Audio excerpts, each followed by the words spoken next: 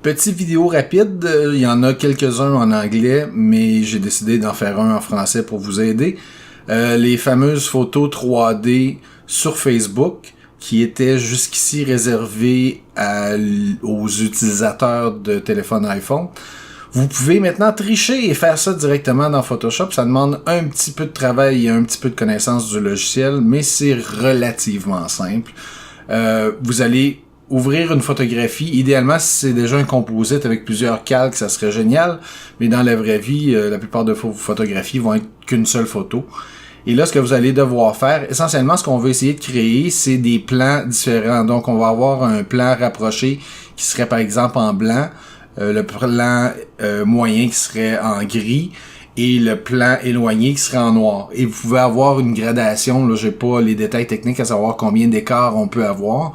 Bien que c'est tentant de faire un paquet de dégradés et d'essayer de mettre la main en avant-plan, ça devient complexe et l'algorithme qui génère la photo en bout de ligne est pas tout à fait très efficace parce que on peut pas créer ce qui existe pas sur la photo, on peut pas créer ce qui est en arrière de nos personnages.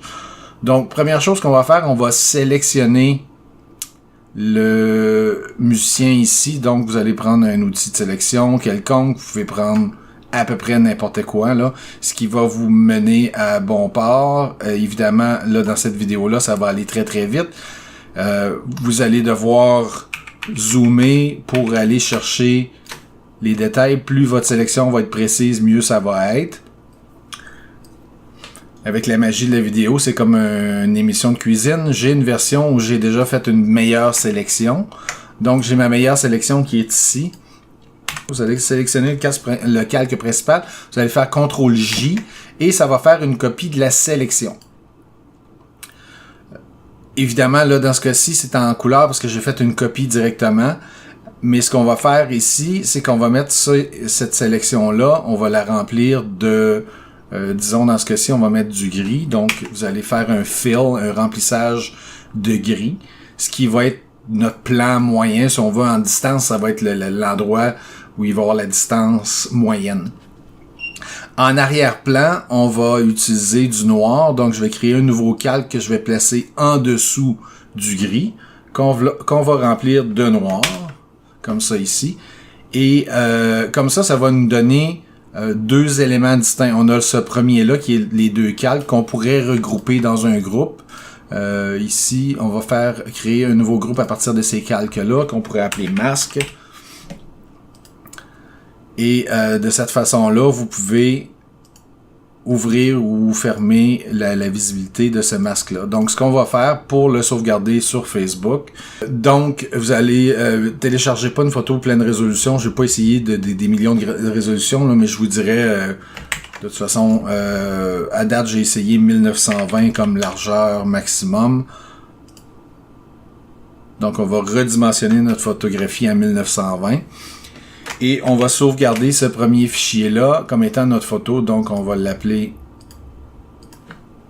OSDL, qu'on va mettre sur le bureau.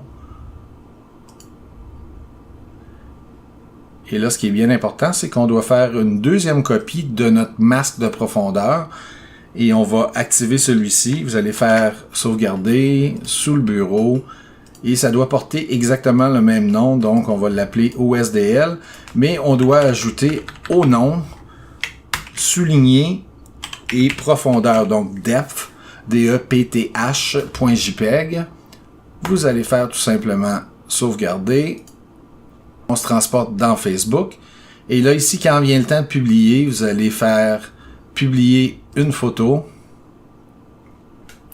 Vous allez sélectionner les deux fichiers. Malheureusement, on peut pas placer ça comme bannière ou comme photo de profil. J'imagine que ça va venir à un moment donné. Vous allez appuyer sur ouvrir. Et là, par magie, Facebook va reconnaître qu'il s'agit d'un fichier 3D. Je dis 3D entre guillemets parce que c'est pas de la vraie 3D. Et va créer ceci. Et avant de publier, vous pouvez tout simplement regarder votre image. Si c'est à votre goût, vous pouvez publier. Dans ce cas-ci, bon, c'est relativement simple. Je vais juste ajouter un autre élément pour vous montrer la profondeur de champ. On va aller chercher un logo, le logo de l'orchestre, que je vais venir ajouter à ma photographie. Évidemment, si vous voulez qu'un élément apparaisse à deux endroits, vous devez l'ajouter sur les deux plans. Donc, je vais l'ajouter sur ma photographie ici. Je vais faire un contrôle-clic, je vais le sélectionner et maintenant sur les masques, je vais créer un nouveau masque ou tout simplement ajouter ici en avant-plan. Donc, on va faire un nouveau masque. On va le mettre en blanc. Donc, lui, théoriquement, serait l'élément le plus près de nous parce que c'est blanc. On a un gris qui est plus loin et on a le noir qui est tout au loin. Donc, dans ce cas-ci, je dois re-sauvegarder mes deux images. Donc, on va retourner sur le bureau, sauvegarder au SDL profondeur.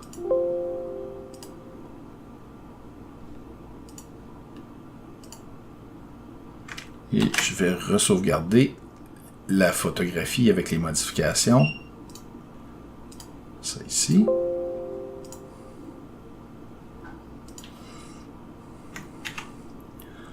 On refait le même exercice, on retourne dans la publication, on va faire publier photo, on sélectionne les deux photographies ou les deux images.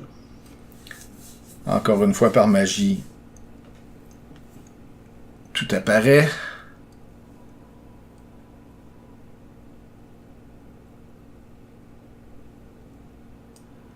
Et voyez-vous le logo, parce qu'il est un peu complexe et qu'il est très très loin, crée une espèce d'effet étrange, là.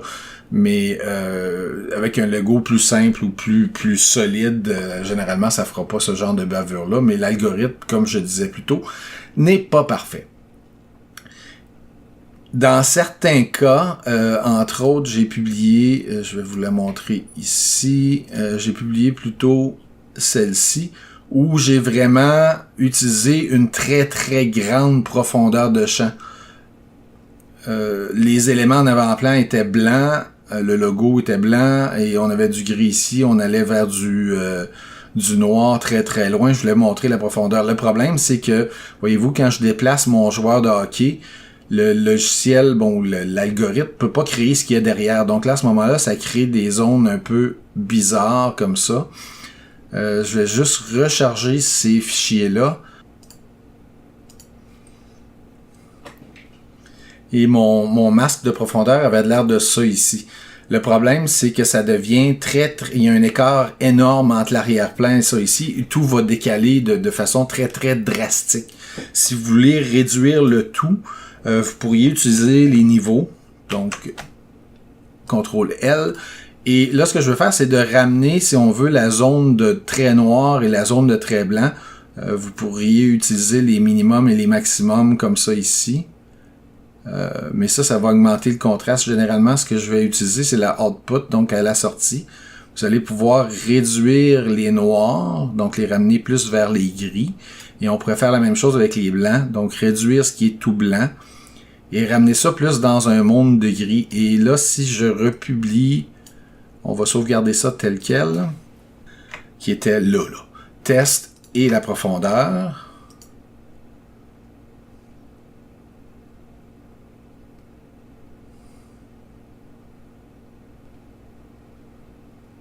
Voyez-vous l'écart, bon, on a encore la main ici qui devient smudgée, mais l'autre côté du joueur est moins dramatique, donc on a moins, l'effet est diminué au niveau du mouvement. On pourrait réduire encore une fois l'écart entre le blanc ou le gris pâle du joueur de l'avant-plan, parce que de toute façon, c'est un effet 3D, là, on ne cherche pas nécessairement à rendre la réalité. Mais c'est comme ça que ça se passe. Amusez-vous! Abonnez-vous à ma chaîne et visitez mon blog pour découvrir toutes les conférences offertes au Club Photo.